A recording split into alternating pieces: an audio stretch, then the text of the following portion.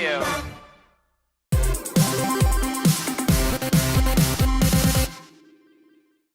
Hello internet viewers, I'm the fairly OddGamer. With Disney Plus being launched, it's best to go back into the world of Disney with two well-known classic movies. Which ones, you may ask? Well, how about Aladdin and The Lion King?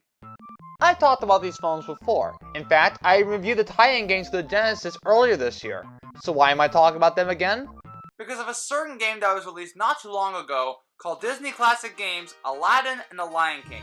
What I have here is the Switch version. So do these games still hold up? Let's find out. We see that the game was made by Digital Eclipse, which also made compilation games for Mega Man, Street Fighter, and most importantly, the Disney Afternoon Collection. Let's start off with Aladdin. The only version that is available for this game is the Genesis version, made by Virgin Interactive. I say this because the Super NES version was made by Capcom, and as I mentioned in my DuckTales review, Capcom's license deal with Disney has already expired. So the only way to play that version is by either getting a physical copy or playing it on an emulator. Anyway, it's pretty much the same game but with more buttons. I must say that it does feel pretty weird playing a Genesis game with a Pro Controller, but it's still pretty decent.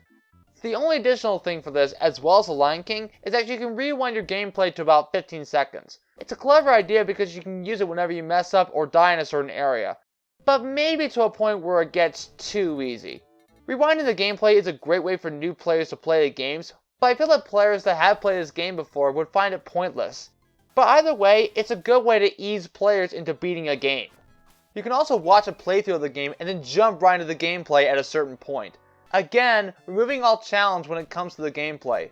But if you were to ask me which one to prefer, I'd rather play the game from the beginning and rewind whenever you need it. Playing the game in HD quality really isn't much different when playing on a Genesis or an emulator. But visually it looks appealing with a background border of the Cave of Wonders from the movie. Now that's a nice touch. You can also play an unreleased final version of Aladdin, which I think doesn't feel any different in my opinion. There's also the trade show demo version of the game, which has some similarities as well as differences from the release version. The cutscenes in this version feel more animated than the release version. The gameplay, on the other hand, is really difficult. I tried swinging the sword at the enemies, but that doesn't even work. So instead I throw berries at the enemies, and that seemed to work. I also don't understand in the genie level where Aladdin is standing on a genie ball that rolls on a track, but that's just me. But there's a genie's ventriloquist dummy, so that's something, I guess. Overall, I think this version looks amazing, and it feels similar to what it would have been in the final version of the game. So with Aladdin out of the way, let's talk about the other game for this review, The Lion King. Hey, where did this come from? Hey gamer, do you know where my Symbol plush went? Oh, you mean this one? Yeah, there it is! Thanks gamer. No problem, Hux. So what you playing, dude? The Lion King. Again? Yep. That's fine, I was just curious. Anyway, later dude!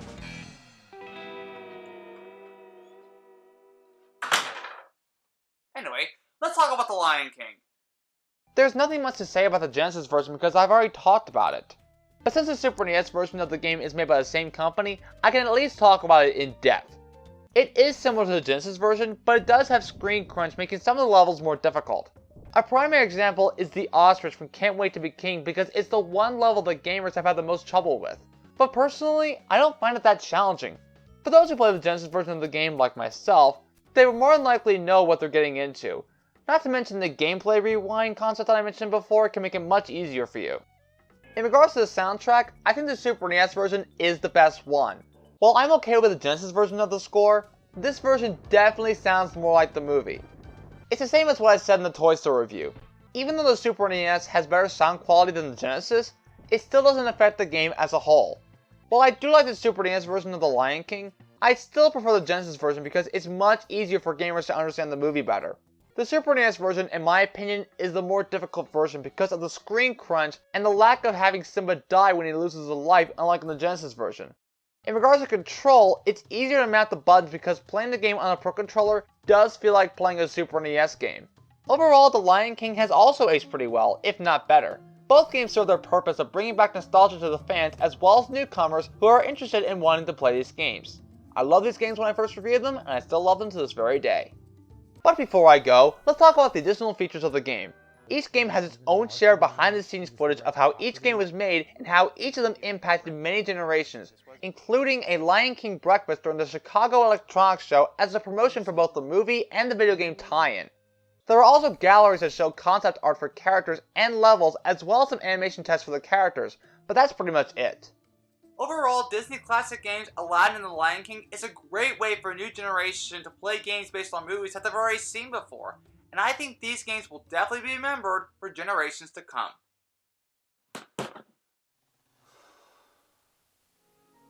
Well, I did it. I reviewed games that I've already done before. And yet, nothing has changed since then. Oh well. Nothing to do now except ponder on what to review next. But I never intended this to happen. Never. And no one really understood. Well, how could they? That all I ever wanted was to bring them something great. Why does nothing ever turn out like it should? Well, what the heck? I went and did my best, and my gosh, I really tasted something swell. That is true, and for a moment, why, I knew I had to try, and at least I knew the movies very well. I did, and for the first time since I don't remember when, I felt just like my old gaming self again. And I fell the OddGamer. That's right. I am the Fairly OddGamer. And I just can't wait until my next review, because I've got some new ideas that I really want to do. And my gosh, I'm really going to give it all my might. Uh-oh. I hope there's still time to set things right. Santa Claus.